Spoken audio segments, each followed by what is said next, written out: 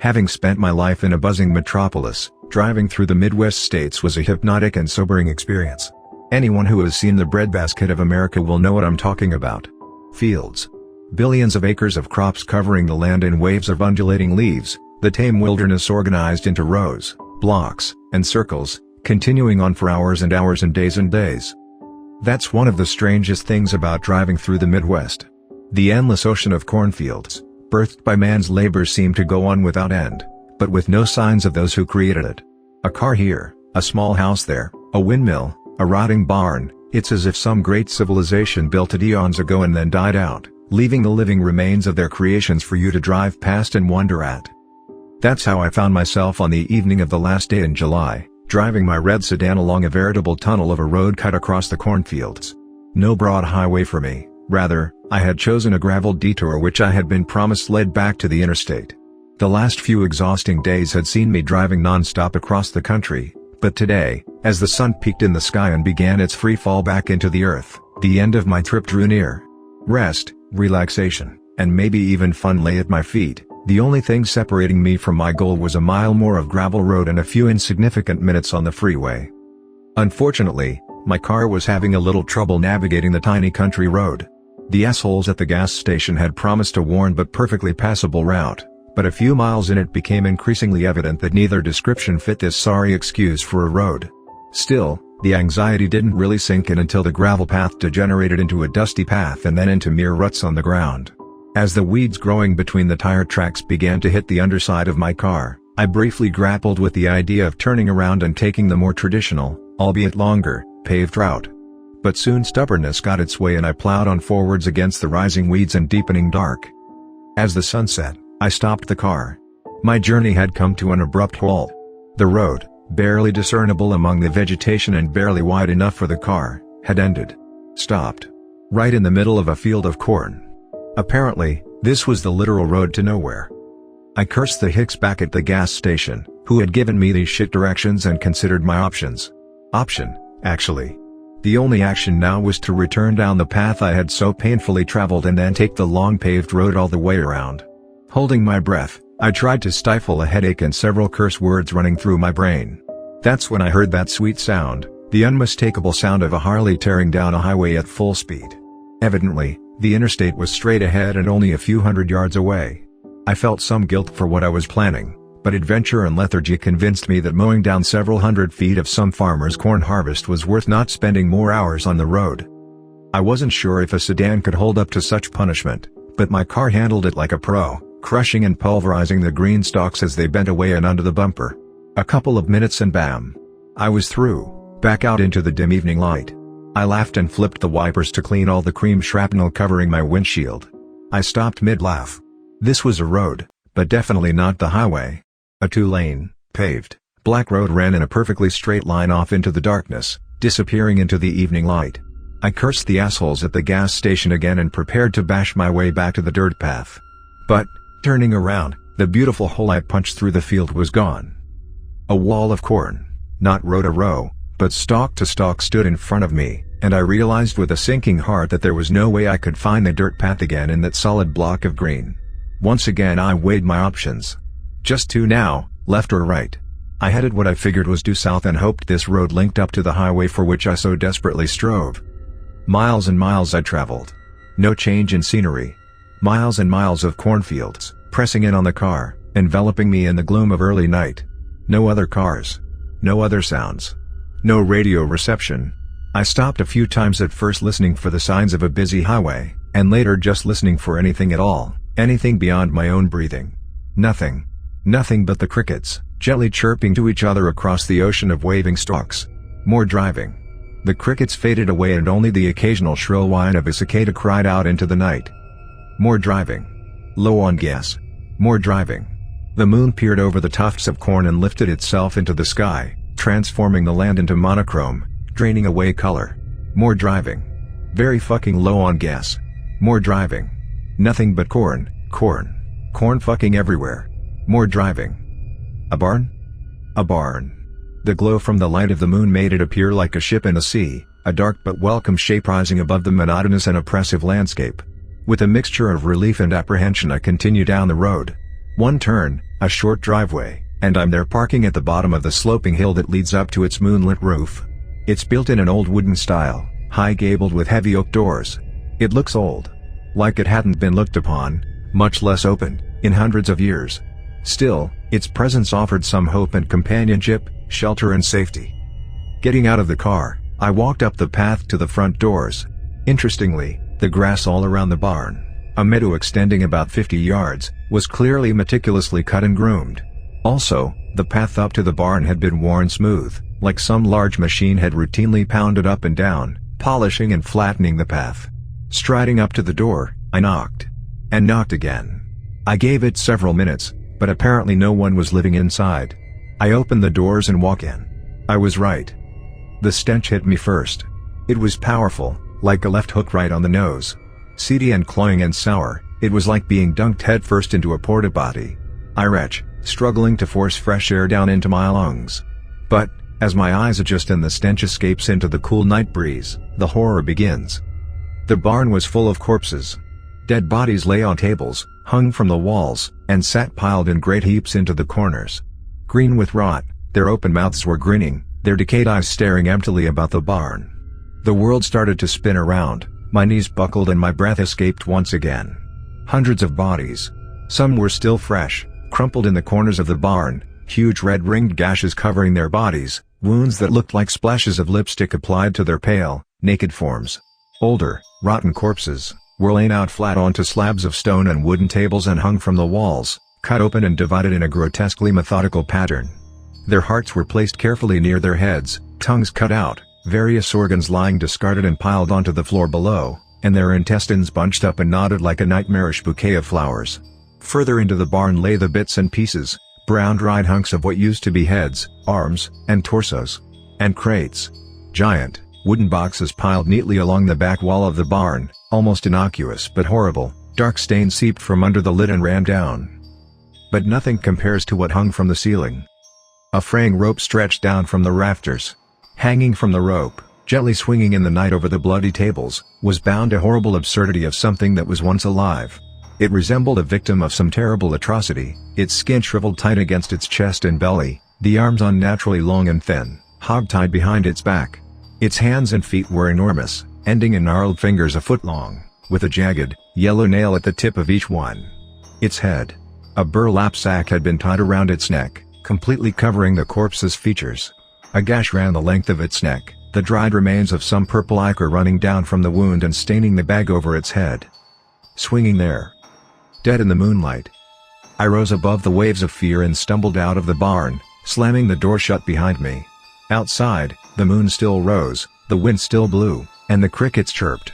The horrors inside the barn had no effect on the simple sanctity of nature. Leave. Run. Drive. Those were the only thoughts that permeated my numbed mind. I turned away from the wooden monstrosity before me and ran to my car. But the car wasn't there. There was nothing around but cornfields. As I ran around the barn, the rows of waving stalks danced before my eyes. Trapped. Trapped in an ocean on a ship of the dead. No. I cannot stay here. I made a break for the fields of corn, the terrors behind chasing me heedlessly into the unknown ahead. As I hit the edge of the corn stalks, my courage failed me. I couldn't go ahead, and I couldn't go back. I stood there, shrouded by the complete silence. A light breeze tousled my hair as I stood motionless and frozen. Gently, the field of corn swayed in place as the wind picked up. Then, the wind really began to pick up. The corn stalks began to march back and forth in what was quickly becoming a maelstrom. The wind whipped my face and tore across my arms. It reached down my throat, pulling my scream out and mixing it with the surrounding chaos. Rain. It was suddenly raining, a torrent, a solid sheet of water falling from the heavens, knocking me off my feet, churning the solid ground into liquid. Lightning. Thunder. Arcs of electricity flew before my face, striking and touching the ground at my feet. I ran back to the only shelter there is, all my fear forgotten in the struggle to survive this onslaught from above. I barricaded myself in the barn. I was shrouded in perfect darkness except for the pulses of lightning that glanced off the outlines of the dead. That was past fear. I was petrified, crouching against the bolted oak doors, the rain hammering a machine gun fire behind me, trying to bash its way in. Behind me lay certain death, and in front of me lay the dead. The pulsing lightning seemed to animate them. They danced and shivered and grinned and laughed. They had nothing to fear. They laughed at me and my fear, they laughed at my blood, they laughed at my heartbeat. To this cacophony of laughter I sat frozen, watching over those that could not move. Lightning bolted across the sky. Flash. Dark. Flash. The wind blew the corpse tied to the ceiling, it rocked back and forth in long arcs above my head. Dark. Flash. Its hands swung back and forth beneath it. Dark. I thought the hands were tied behind the back. Flash. The rope is swung back and forth. The monstrosity was gone. Dark. Flash. Suddenly, I saw it crouching on the floor, its bagged head hung low beneath its shoulders. The cadaver's limbs flailed about, sliding it across the bloody wooden planks. Towards me. In the flashes of light I saw its sickening, twitching movement as it swayed back and forth, its head bobbing around with no control. I heard it. Bubbling, murmuring, babbling. It sounded like a drowning man trying to talk. It howled and gurgled and sputtered and screamed. Unintelligible. No pattern, no sense. It twitched, screaming, across the floor as I lay frozen against the wall, watching its movement in the throbbing light. Flash. Dark. I heard its blithering in my ear. Dark. I felt its ragged breathing. Dark. Burlap brushed by my face. Flash. I ran. Out the door and across the churning mud. The rain threw me down into the muck again and again. With a guttural snarl, it was after me, on all fours, it lapped and twitched and gurgled and screamed as it chased me into the corn. Knocking aside the stalks I staggered into the pitch blackness. I ran and ran. Unseen things tore at me. Was it the leaves or had the beast caught up? I ran and ran. I ran and tripped. I tripped on a root, or did it grab me by the ankles? I ran and ran and ran, oblivious to the darkness, to my fear, to my aching lungs. And then it caught me. Long nails, no, talons, gangrenous and yellow, tore into my shoulder and held me back. I stumbled and fell. I was going to die. I could feel its breath on my face again. I could taste the death on its hidden lips. With a yell I rose up and grabbed its sallow arm, tearing its claws out of my back with a sharp flash of pain and blood. The monstrosity gibbered and yelped.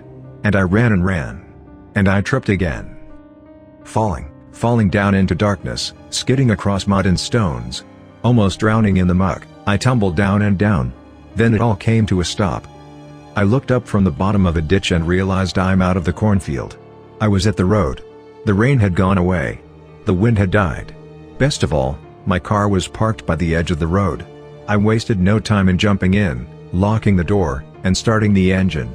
Miraculously, I had half a tank of gas. With a yell, I stepped on the gas pedal, hoping to charge forward forever and ever out of the blackness and into the light of day. The mud churned beneath me.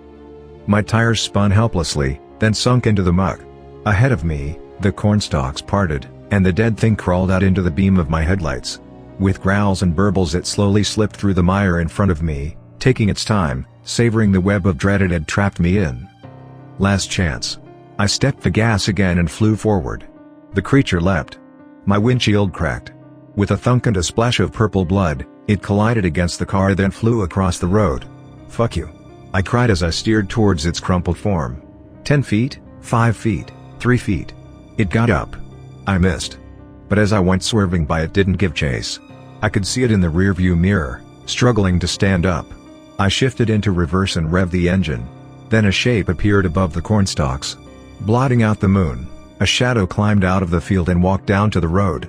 The light of night shone off shoulders that stretched meters across. 40 feet above the ground the outline of a head eclipsed the stars. It bent down to the monstrosity sitting in a pool of vile blood. The shadow picked it up, caressed it. Then it turned toward me. A low moan filled the air, rattling the car and sending the cornstalks into another mad dance.